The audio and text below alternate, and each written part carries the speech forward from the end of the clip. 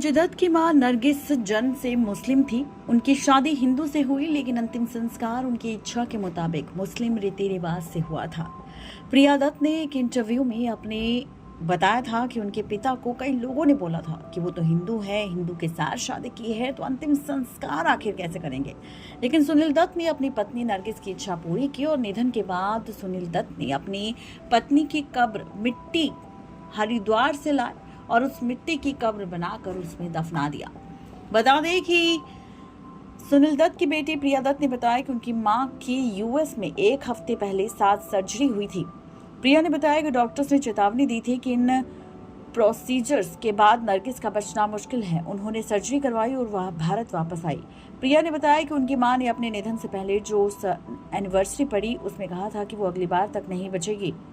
संजय दत्त ने भी अपने इंटरव्यू में ये कहा था कि नरगिस को उस एनिवर्सरी में उनकी शादी की लाल और हरी साड़ी पहनाई गई थी। प्रिया ने बताया कि उनके पिता सुनील दत्त को नरगिस के अंतिम संस्कार के लिए कई लोगों की बातें भी सुननी पड़ी। नरगिस चाहती थी कि उन्हें दफनाया जाए। सुनील दत्त ने ध्यान रखा कि उनकी इच्छा पूरी हो। प्रिया बोली कि उनके अंतिम संस्कार में अजीब सीन हो गया था। मेरे पिता ने उनके लिए प्रार्थना करने के लिए पंडित बुलाए थे। वो बोले कई लोगों ने मुझसे कहा कि शादी हिंदू से हुई है तो उनका हिंदू अंतिम संस्कार होना चाहिए, लेकिन मेरे पिता ने कहा कि नहीं, उनकी इच्छा से ही उन्हें दफनाया जाएगा। सब कुछ उनकी इच्छा के हिसाब से होगा। प्रिया ने बताया कि सुनील दत्त नरगिस की कब्र के लिए मिट्टी हरिद्वार से लाए थे। प्रिया ने बताया कि यूएस से लौटने के बाद कुछ दिन बाद ही मां का निधन हो गया। संजय दत्त की पहली फिल्म रॉकी की रिलीज के 4 दिन बाद ही ये सब कुछ हुआ। प्रिया ने बताया कि उनकी मां ने संजय दत्त से वादा किया था कि रॉकी के प्रीमियर पर वो रहेंगी, भले ही स्ट्रेचर पर लाना पड़े।